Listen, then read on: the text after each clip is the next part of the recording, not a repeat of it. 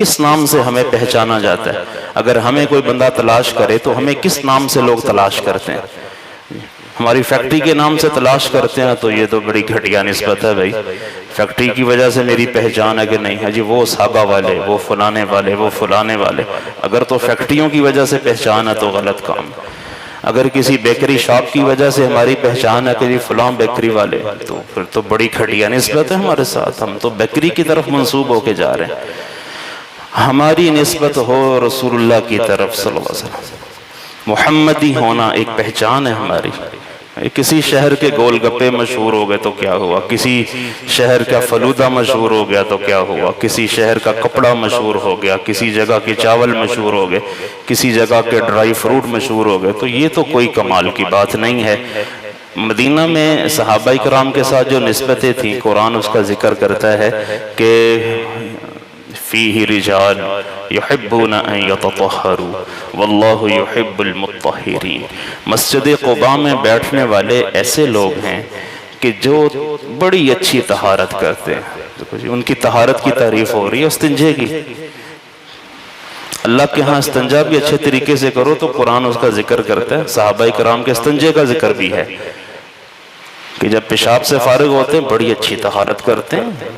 فیہ رجال یحبون ان یتطہروا. تو دیکھا نا آدمی کی کس چیز کی قیمت لگتی ہے. قربانی آپ سب نے پیش کی، قبول کرے اللہ.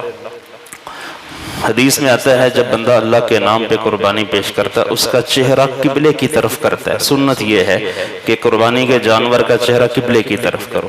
تو آپ نے فرمایا جب اس جانور کا چہرہ قبلے کی طرف کیا جاتا ہے پہلو کے بل لٹا کر اور بسم اللہ اللہ اکبر پڑھا جاتا ہے، لو بھائی اب اس جانور کی قیمت لگ گئی اللہ کے ہاں. کیا لگی ہے؟ حضور نے فرمایا انہ یاتی بقرونہا وشعارہا واضلافہا یوم القیامہ. اب یہ جانور قیامت کے دن دوبارہ زندہ ہوگا. ہاں جی دوبارہ زندہ ہوگا. اپنے کھروں کے ساتھ آئے گا. یہی کھر ہوں گے اپنے خون کے ساتھ. جو خون نالیوں میں بہہ گیا ہماری نظر میں تو ضائع ہوگا، گٹر میں چلا گیا. اللہ اسی خون کو دوبارہ پیدا کرے گا کہ وہ علی کل شیء قدیر ہے، وہ ہر چیز پہ قادر ہے.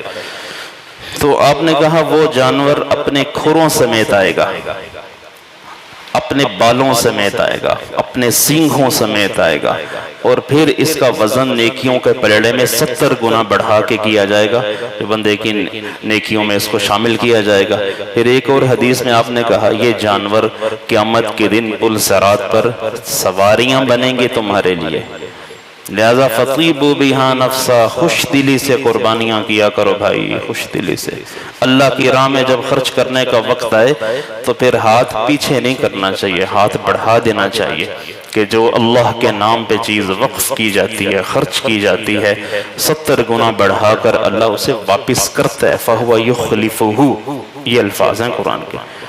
وَمَا أَنفَقْتُم مِّن شَيْءٍ فَهُوَ يُخْلِفُهُ وَهُوَ خَيْرُ الرَّازِقِينَ. جو کچھ بھی تم اللہ کے نام پہ خرچ کرو گے اللہ تمہیں اس کا بدلہ ضرور دے گا اور وہ بہترین رزق دینے والا ہے. تو ہمیں ہچکچانا نہیں چاہیے، ڈرنا نہیں چاہیے کہ ختم ہو جائیں گے، کم ہو جائیں گے. کمی کا تو سوال اس کی بارگاہ میں ہے ہی نہیں، کمی کا سوال نہیں. تو جانور کی نسبت جب اللہ کی طرف ہو گئی کہ یہ اللہ کے نام پہ قربان ہو رہا ہے، اس کے خون کی بھی قیمت لگ گئی، اس کے کھروں کی بھی، اس کے سینگ کی بھی، اس کے بالوں کی بھی، کہ ہر بال ایک ایک نیکی دے رہا ہے. پھر اس کا گوشت کھانا تبرک بنا دیا گیا. فَكُلُوا مِنْهَا وَأَطْعِمُوا الْجَائِعَ وَالْمُعْتَرَ. اللہ کہتا ہے خود بھی کھاؤ، غریبوں فقیروں مسکینوں کو بھی کھلاؤ، کہ یہ برکت کی چیز ہے، یہ اللہ کے نام پہ جانور ذبح ہو.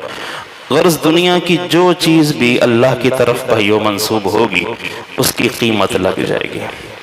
مال اللہ کی طرف منسوب ہوگا، اس کی راہ میں خرچ ہوگا، اس کی قیمت لگے گی. مثل الذین ينفقون اموالهم فی سبیل اللہ کمثل حبة انبتت 7 سنابل فی کل سنبلة 100 حبة واللہ یضاعف لمن یشاء واللہ واسع علیم. ان لوگوں کی مثال جو راہ خدا میں خرچ کرتے ہیں ایسی ہے جیسے کوئی شخص زمین میں دانہ ڈالتا ہے. ایک دانہ ڈالے اللہ ایک بالی اگاتا ہے، ایک پودا اگاتا ہے، اور اس پودے کے ساتھ 7 بالیاں ہوتی ہیں، ہر بالی میں 100 دانے ہوتے ہیں۔ بندو تم نے اللہ کی راہ میں ایک دانہ، تم نے زمین میں ایک دانہ ڈالا، اللہ نے تمہیں 700 واپس کیے۔ کہ راہ خدا میں خرچ کرنے والوں کی یہی مثال ہے کہ وہ ایک اللہ کی راہ میں خرچ کرتے ہیں، اللہ 700 گنا دیتا ہے، اور صرف 700 پہ اینڈ نہیں ہے، انتہا 700 نہیں ہے۔ واللہ یضاعف لمن یشاء، وہ جس کے لیے چاہے گا بڑھا دے گا، وہ اخلاص دیکھے گا کہ خلوص کتنا زیادہ تھا۔ اس لیے حضور اقدس صلی اللہ علیہ وسلم ارشاد فرماتے تھے، میرے صحابی کے ہاتھ کا دیا ہوا ایک چھٹانک بعد میں آنے والے لوگوں کا احد کے پہاڑ کے برابر بھی خرچ کر دینا میرے صحابہ سے بڑھ نہیں سکتا۔ کہ صحابہ کے دلوں میں جو ایمان تھا، جو اخلاص تھا، اس کی وجہ سے عمل کی ویلیو بہت زیادہ ہو گئی تھی، ان کے اعمال میں طاقت اور قوت بہت زیادہ ہو گئی تھی، وہ نمازوں سے بڑے بڑے کام کروا لیتے تھے۔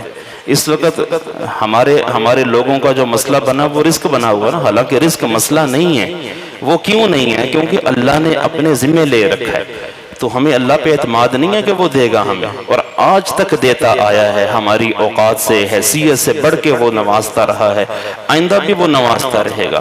بس وہ ایک چکر چلا سیاست کا کہ روٹی، کپڑا، مکان، پانی ختم ہو جائے گا، تم بھوکے مر جاؤ گے، یہ کرو گے، وہ تو ہمیں ان چکروں میں ڈال دیا گیا، اور اوپر سے ہم تھے بھی قرآن سے نا آشنا، ہمارا نہ قرآن سے تعلق بنا، نہ ہمارا حدیث رسول سے صحیح تعلق بنا، تو ہمیں سمجھ ہی نہ آئی کہ شاید ہم سمجھے کہ یہ جو لوگ کہہ رہے ہیں نا بے دین لوگ ہیں، یہ ٹھیک کہہ رہے ہیں، حالانکہ یہ سب غلط ہے۔ صحیح اللہ کی کتاب ہے، صحیح اللہ کے رسول ہے۔ اللہ کے حبیب فرماتے ہیں خیر الحدیث کتاب اللہ، سب سے بہترین بات اللہ کے رسول اللہ کی ہے، کتاب اللہ کی ہے۔ وخیر الہدی ہدی محمد، بہترین راستہ زندگی گزارنے کا وہ محمد صلی اللہ علیہ وسلم کا لایا ہوا ہے۔ ایک صحابی گھر تشریف لائے، انہوں نے پوچھا اپنی بیگم سے کچھ کھانے کو ہے، تو آگے سے جواب تھا کچھ نہیں ہے، کہ اکثر فاقے رہتے تھے صحابہ کے گھروں میں، کچھ نہیں ہے، باہر چلے گئے۔ تو ان کی بیگم اٹھی، پچھلے کمرے سے چکی اٹھا کے لائی، انہوں نے صحن لا کے رکھ دی صحن میں، اور پھر دعا کرنے بیٹھی، اللہم ارزقنا وانت خیر الرازقین، اللہ ہمیں رزق دے، تو بہترین رزق دینے والا ہے۔ بس یہ دعا مانگنی تھی کہ وہ چکی جل پڑی۔ ایک صحابہ کی کرامتوں میں سے تھا، چکی جل پڑی، اور اس چکی سے آٹا نکلنا شروع ہو گیا، نکلتا جا رہا ہے۔ یہ صحابی گھر تشریف لائے دوبارہ، تو دیکھا چکی چل رہی ہے، آٹا نکل رہا ہے، تو پوچھا یہ گندم کہاں سے آئی؟ بس دعا مانگی ہے، چکی جل پڑی ہے۔ تو انہوں نے جلد بازی کی، انہوں نے کہا میں دیکھوں تو صحیح، جو چکی کا پارٹ اٹھایا تو وہاں ایک دانہ پڑا تھا، آٹا نکل رہا ہے، دانہ پڑا ہوا ہے۔ تو سیدھے اللہ کے حبیب کی خدمت میں گئے، یا رسول اللہ آج ہمارے گھر میں یہ واقعہ ہوا ہے۔ تو ارشاد فرمایا اگر تو اس کا پارٹ نہ اٹھاتا تو وہ قیامت تک چلتی رہتی۔ وہ بھائی کتنے اخلاص کے ساتھ اس خاتون نے دعا مانگی، اللہم ارزقنا، اللہ ہمیں رزق دے، تو بہترین رزق دینے والا ہے۔ وہ ایسے خلوص سے مانگی کہ چکی چلا دی، اس کی بند چکی چل گئی، کرامت ہو گئی۔ یہ چیزیں صحابہ کرام کے گھروں میں عام تھیں۔ اگر ہمارے گھروں میں سے کسی گھر میں یہ ہوتے نا تو کراچی سے لوگ یہاں آتے ہیں، جی شیخ صاحب کا گھر دیکھی جا کے، فلان صاحب کا گھر دیکھے چکی چل پڑی ہے، تو لوگوں میں جہالت تو پہلے بہت ہے۔ یہ جو ادھر جیلم میں شاید کو واقعہ ہوا تھا، وہ پیر والا ہے جھوٹا، تو بڑی خلقت اکٹھی ہو گئی۔ تو اگر یہ قرآن و حدیث سے مخلوق خلقت نہیں جڑے گی تو یہ مداری والا جوڑ لے گا، ان کو مداری والا سانپ دکھائے گا، یہ وہاں جمع ہو جائیں گے۔ وہ کوئی کشتے دکھا رہا ہوگا تو یہ لوگ بڑی توجہ سے سنتے ہیں مداری والے کی بات، اتنی کسی مولوی صاحب کی بات توجہ سے نہیں سنتے جتنے جب کوئی وہ ٹوٹکا بتانے لگتا ہے، نسخہ بتانے لگتا ہے تو کان کھول کے بچوں کو بھی چپ کراتے ہیں، چپ کر نسخہ سننے دے کہ یہ مردانہ قوت کا نسخہ کیا ہے۔ تو مردانہ قوت کے نسخے کوئی بتا رہا ہو تو خلقت اکٹھی ہو جاتی ہے، اور اگر کسی جگہ درس قرآن رکھا جائے کہ او بھی اللہ کی کتاب سنو، او بھی رسول اللہ کا فرمان سنو، تو اکا دکا بندے بیٹھ جاتے ہیں۔ یہ تو ہمارا رویہ ہے قرآن کے ساتھ اور حدیث کے ساتھ، اور چاہتے ہم یہ ہیں کہ مددیں وہ آئے جو بدر میں اتری. ایسا نہیں ہوگا، کبھی بھی نہیں ہوگا.